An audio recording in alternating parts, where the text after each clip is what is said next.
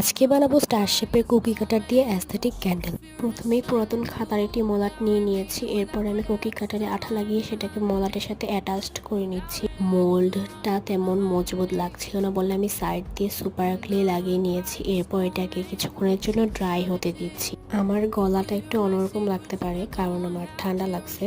এই পর্যায়ে আমি কিছু ভাঙা মোমবাতি নিচ্ছি এবং এর সাথে পেন্সিল কালার ইউজ করেছিলাম, বাট সেটা গলছিল না বলে আমি মোমবাতির পরিমাণ একটু বাড়িয়ে দিয়েছি এবং মোম রং দিয়েছি।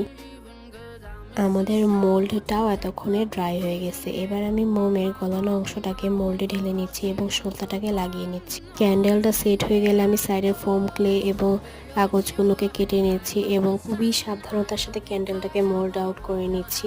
যদিও সাইডে একটু ভেঙে গেছে, তবে ওভারঅল লুক অসম্ভব সুন্দর এসেছে।